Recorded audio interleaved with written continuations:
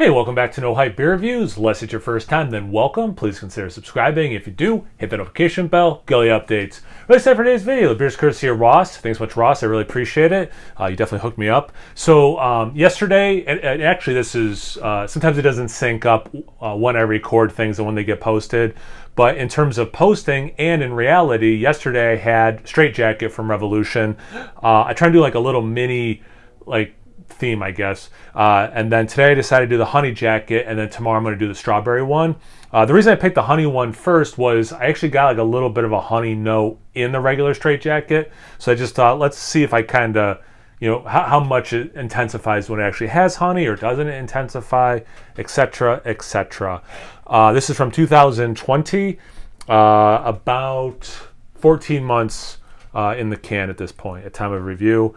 13.2%, so that one was 15.8. So this is pretty darn, relatively speaking, when you're talking about, these percentage points, that's a lot lower, over 2%.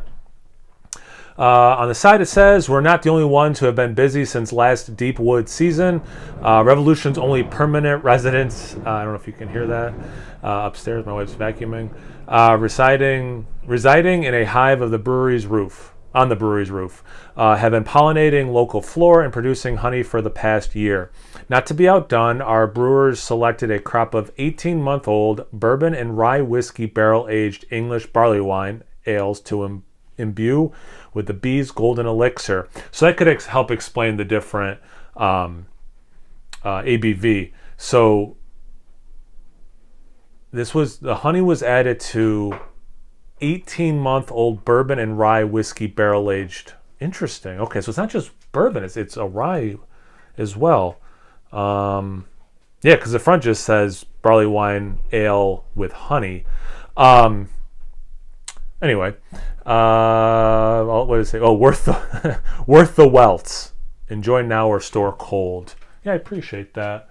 I will say this. I didn't say in the review yesterday, but I did add the Straight Jacket. It's an early contender to I added it to my potential best beers of the year that I had this year. Not that came out this year, but that I drink this year for 2022. It's definitely a contender, so I put it over there. But I grabbed it to look. So this one does say aged in bourbon barrels in the same spot where this one says with honey. Interesting. Anyway, trying to be thorough. I know some people get annoyed with me being thorough, and some people are like, be more thorough. There's just no pleasing everyone, Come on. I'm trying my best here. Love the can art as always.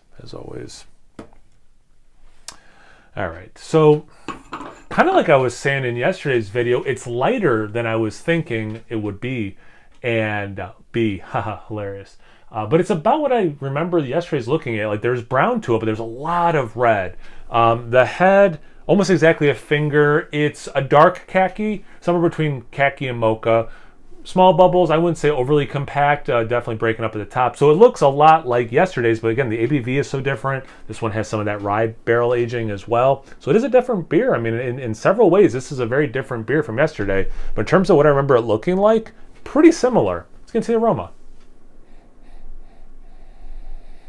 That's interesting. So it does have a lot of that same sweetness, and like the caramelized sugars and all that. It's not so much, I would say it has more honey in it, but it has like that sugar glass, like a hard candy kind of a thing. That's the biggest difference to me, is it almost just not even flavored, or given something to give it an aromatic, just sugared, like hard candies that are just sugar. So almost like a crystallized sugar maybe, but not quite that. But yeah, it's a ton of caramel. It's the toffee. A little bit of, I don't know if it's the rye, but there's a little bit of a spicy thing tied to the molasses note. It does smell a lot different.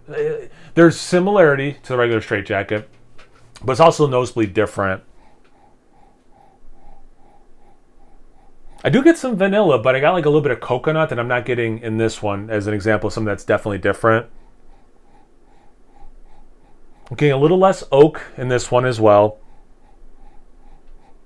But it's interesting, like the toffee and the caramel, put those two words together, coffee is why I said it. Very similar to what I'm remembering from yesterday. It smells fantastic. I don't think it smells better than yesterday's, though, the regular straight jacket. But anyway, let's see about the taste. Cheers. Thanks again, Ross. Seriously, I really appreciate it, man.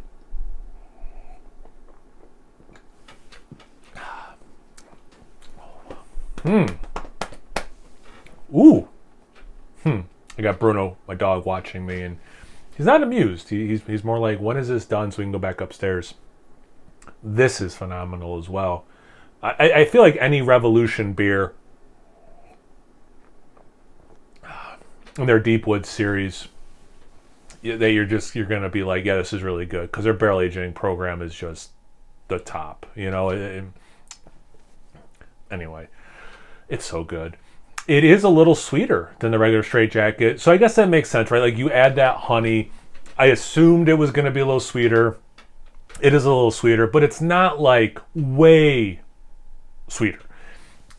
The little bit of alcohol I'm getting, the taste just like the regular straight jacket. Not that this should be such a comparison video, but I am doing these in a row on purpose so I can compare them. Is helping. That little whisper of alcohol helps it from becoming too sweet, because there's so much sweetness. There's just, oh man, so much candied sugar, caramelized sugar. You get that hard candy thing.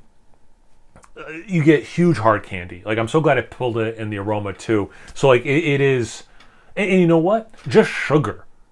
But it has that sophisticated, it's not just like you took a spoon into sugar and you're eating it. It does have a little bit of that note though. There's so much more going on. There's a little bit of a smoky thing, maybe from the char from the barrels or the malts being used. I don't know.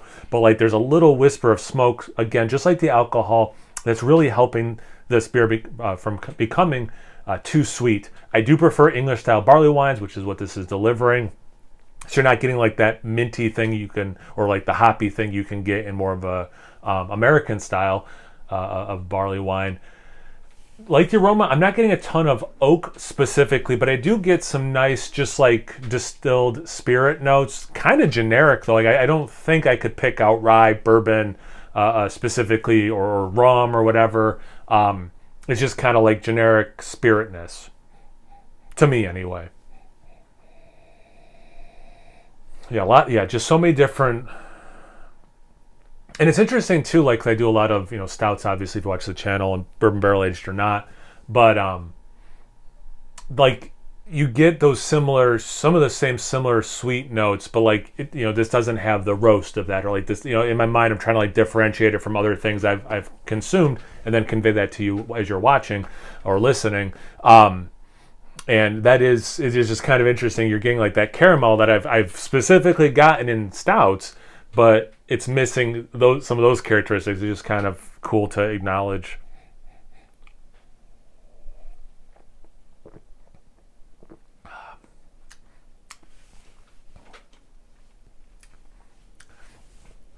It's funny, I mentioned how it's different than an American barley wine. Like the straight jacket, I get just this one less than that one, and that one I didn't get much. A little bit of orange peel, like a little bit of orange zest. I don't get the berry notes, cherry notes that I got in the regular straight jacket either. So similar, Venn diagram, there is overlap. But this also has enough uniqueness that it's not the same beer. It's not even just the same beer with honey. It's not just the same beer with honey and the rye whiskey as well, or the lower ABV. Like they're I don't know. It's its own beer in many ways, but there is overlap. Also, is the short version. Get ready for it. It's phenomenal. It's really good. It's not going to dethrone the straight jacket, but it's really good and different enough that it's interesting and exciting. So again, Ross, I really appreciate it. Have you guys had this beer before? Have you had a beer like this before? What are you drinking right now? Anything, everything, comment section below. Let's get a conversation going. Once you're done doing that, make sure you check me out on Instagram and Untappd. There's No Hype beer reviews at both those places. So always please like, comment, subscribe, and most importantly, imbibe. Cheers, everyone. We can go upstairs now.